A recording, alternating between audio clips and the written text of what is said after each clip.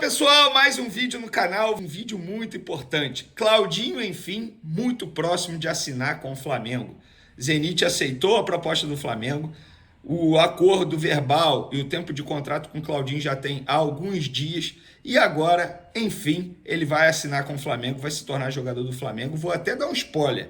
A equipe responsável pela rede social do Claudinho já foi acionada e já prepara aquele material de despedida do Zenit e também de chegada ao Flamengo. Tem o Tite também, que conversa com o jogador. A gente vai falar sobre isso. E tem também Gabigol quebrando o silêncio na zona mista ontem. Falou sobre o futuro dele. A gente vai trazer aqui as palavras do atacante que entrou bem na partida contra o Fortaleza. Meteu até gol, mas infelizmente estava impedido e o gol não valeu. Antes de falar de Claudinho, vamos falar do Gabigol. Por quê, pessoal? O Gabigol ontem quebrou o silêncio na zona mista após a derrota do Flamengo para o Fortaleza e ele falou o seguinte, abre aspas, tenho um contrato com o Flamengo até dezembro, como todos sabem. Vou ficar até dezembro. E aí temos tempo para conversar sobre isso com o Flamengo e outros times. Isso está em aberto, mas é mais com meu pai e com meu empresário. Meu foco mesmo é poder jogar, criar ritmo de jogo novamente. Quem sabe ter uma sequência é o que eu venho buscando para ajudar o Flamengo. Gabigol admitiu que houve negociações sem citar nome de clube. Abre aspas.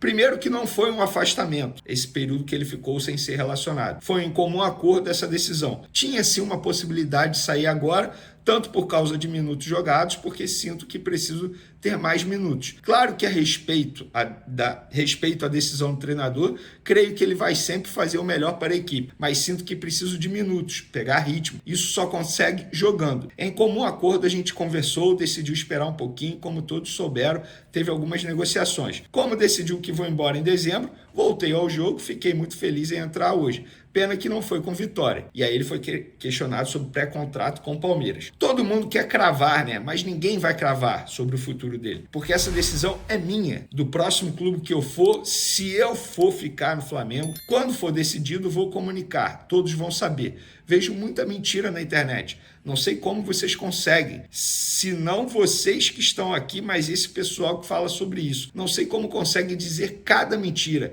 Cada coisa que sai, que falei com outro treinador, outro clube, que teve ligação, apresentação marcada, e eu indo para casa com meu pai, com minha família, treinando todos os dias. Muita mentira que sai e fico triste. Tem pessoas que se baseiam nisso. Tem pessoas normais, me considero assim, e pessoas que vivem a vida do Twitter. A vida do Twitter não é real. Quem sabe o que vai acontecer na minha vida sou eu, meus pais, o próximo clube ou quem sabe o Flamengo. E aí questionaram para ele a última pergunta. Você pode renovar com o Fla? Cara, tudo é possível acontecer. Como eu falei, não tem nada decidido ainda. Se eu vou ficar ou sair, o que eu quero mesmo agora é treinar, jogar, ter uma sequência, buscar meu espaço no Flamengo. Vou ficar até dezembro e quero ser importante. Tem entrado jogo sim, jogo não. Isso acaba dificultando o jogador. A gente sabe que só vai pegar ritmo jogando. Então tenho me dedicado ao máximo para ajudar. Essa daí foi a entrevista do Gabigol na zona mista. Eu vou dar minha opinião. Eu acho que o Gabigol entrou bem contra o Fortaleza, repito. Foi o melhor jogo que ele entrou, inclusive, desses jogos aí que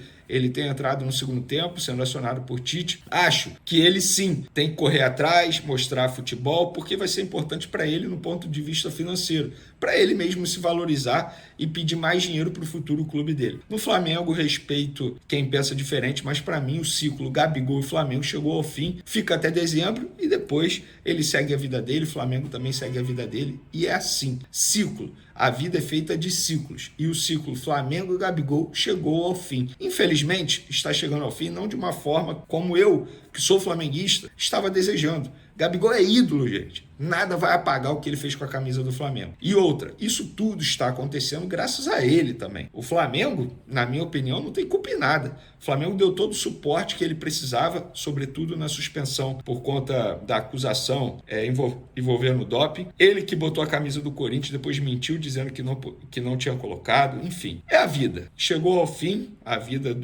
o ciclo do Gabigol no Flamengo, mas ele tem contrato até dezembro, que honra o contrato dele, porque ele recebe muito bem e em dia para isso. Uma rápida atualização sobre Verton, a venda dele de 1 milhão de euros. O Leixões de Portugal vai pagar o Flamengo em 3 parcelas. Não é à vista.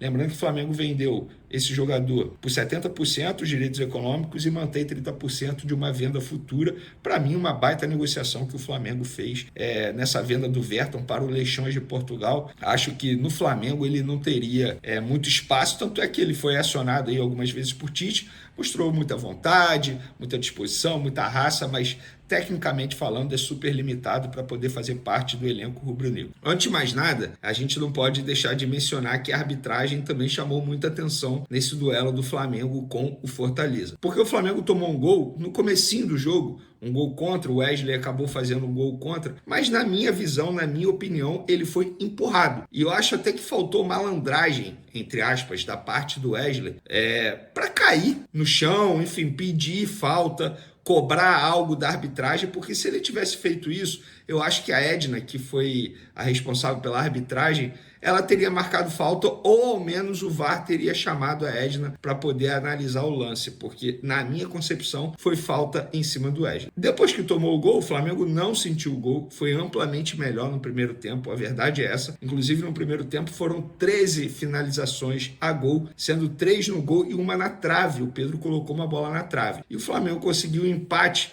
através de um pênalti muito polêmico também, que nas redes sociais todo mundo falando, só deram porque é Flamengo, mas, gente, tem vídeo nas redes sociais mostrando que em um lance extremamente parecido, no ano passado, o Flamengo teve um pênalti num jogo contra o Cuiabá, ou seja, um pênalti a favor, com um lance extremamente parecido. A gente pode discutir se foi pênalti ou não. Eu acho que até que não foi. Mas a Edna, ela seguiu aquilo que a arbitragem vem dando aí no decorrer dos últimos meses e até anos. Então teve coerência da arbitragem. Assim como eu não achei que foi pênalti do Flamengo contra o Cuiabá no ano passado, eu também não achei agora, mas teve coerência. E no ano passado não teve essa repercussão toda nas redes sociais. Por quê? Porque foi contra o Flamengo. Agora que é a favor do Flamengo, tem essa repercussão toda. Mas no primeiro tempo, eu acho que o Flamengo foi amplamente melhor que o Fortaleza. Repito, para mim o Fortaleza, entre aspas, achou um gol no erro de arbitragem. O Flamengo foi melhor e foi para o intervalo no empate de 1-1. No primeiro tempo, para mim, o grande destaque do jogo foi o Matheus Gonçalves. Uma personalidade absurda, um garoto de apenas 18 anos chamando o jogo a todo momento. Ele começou aberto pela ponta esquerda, depois o Tite o deslocou para a ponta direita e foi aí que ele rendeu mais ainda. Ele pegava pela ponta direita e arrastava para o meio. Tanto é que teve um lance aos 20 minutos, ele fez uma grande jogada, aí acabou sendo escanteio para o Flamengo, ele correu para bater, chamou a torcida, personalidade demais, foi o grande destaque no primeiro tempo na minha visão.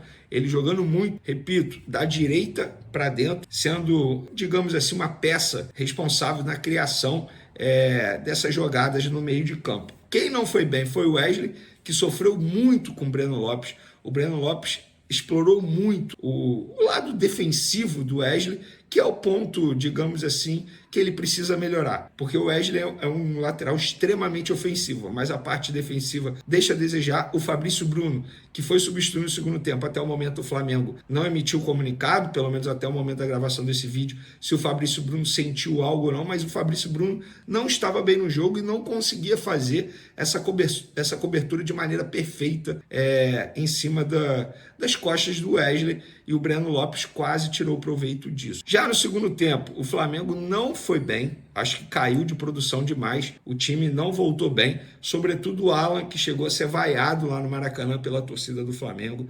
O Davi Luiz, que foi substituído com dores no ombro, estava fazendo um esforço absurdo, rendendo, mas depois que foi substituído, o time caiu um pouco de produção no setor defensivo. A entrada do Léo Ortiz na vaga do Fabrício Bruno também não influenciou muito no setor defensivo. Acho que Pulgar, em determinado momento, estava muito cansado fisicamente falando. O próprio Gerson também, na minha visão, fisicamente falando, também estava muito cansado. Mas que teve a entrada do Gabigol. O Gabigol chegou a fazer um gol no finalzinho ali. Comemorou muito, mas a arbitragem marcou um impedimento ali milimétrico. O joelho dele, um pouquinho do joelho dele na frente. Acho que esse gol seria bacana demais, não só para o Gabigol, porque ele está vivendo os últimos meses dele de Flamengo, mas também, obviamente, para o Flamengo, que seria, querendo ou não, um ponto importante dentro de casa. Mas no segundo tempo o time caiu muito de produção, muito mesmo, fez uma má partida. Primeiro tempo foi bem, no segundo tempo caiu de produção e não teve forças para conseguir a vitória, muito pelo contrário, sofreu o segundo gol. Eu particularmente achava que seria 2-1 o placar para o Flamengo, acabou sendo 2-1 para o Fortaleza, um jogo que o Flamengo, repito, não foi bem.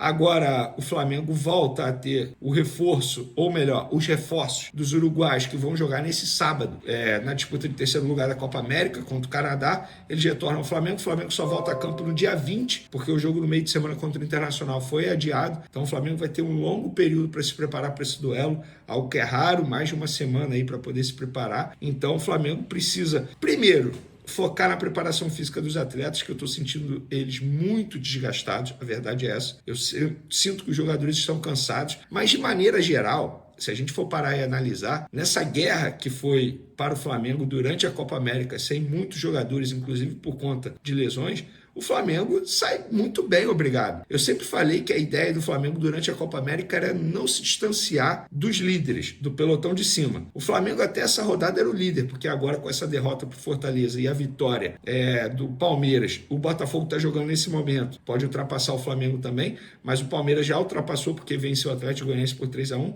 mas de maneira geral o desempenho do Flamengo foi muito bom durante esse período aí da Copa América. Repito, é um desempenho acima de 60%, com muitos jogadores ausentes, com muitos desfalques por conta de lesões físicas, mas o técnico Tite ele precisa fazer alguns ajustes na parte física e ele também fazer um entendimento melhor do jogo, porque as substituições dele não deram certo no jogo contra o Cuiabá e agora no jogo contra o Fortaleza, os dois últimos duelos do Flamengo, os dois em casa, 2 tropeços em casa. Contra o Cuiabá, eu não critiquei, porque eu acho que o Flamengo havia feito um jogo anterior contra o Atlético Mineiro absurdo e os jogadores estavam extremamente cansados. Foi um jogo 66 horas após a partida diante do Atlético Mineiro, mas agora contra o Fortaleza, o Flamengo teve tempo para se preparar e não fez um bom jogo. Mas é o Fortaleza, é uma grande equipe, concordo, mas poderia ter apresentado um futebol bem melhor que apresentou na noite dessa quinta-feira. Mas algo positivo a tirar desse jogo, a atuação do Matheus Gonçalves. Palmas para esse garoto, 18 anos, ficou 90 minutos em campo, jogou muita bola, disposição, personalidade, habilidoso. Claro, ele tem 20 jogos pelo profissional, ainda vai evoluir muito, por exemplo, a parte tática dele, o jogo sem a bola. Ele está em processo de evolução, está aprendendo ainda, mas mostrou para o Tite e para todos que duvidavam do futebol dele que ele tem potencial, sim, e mostrou para aqueles que criticaram a diretoria do Flamengo pela não venda ao Red Bull Bragantino por 30 milhões de reais por 50%, que ele vale mais. E eu acho que ele vale mais mesmo. Vamos falar agora de Claudinho. Claudinho será jogador do Flamengo. O Zenit aceitou a proposta do Flamengo. O acordo entre Flamengo e jogador já tem há muito tempo, 5 anos de contrato, base salarial, enfim, tudo ajustado. Faltava o ok do Zenit, o Zenit aceitou.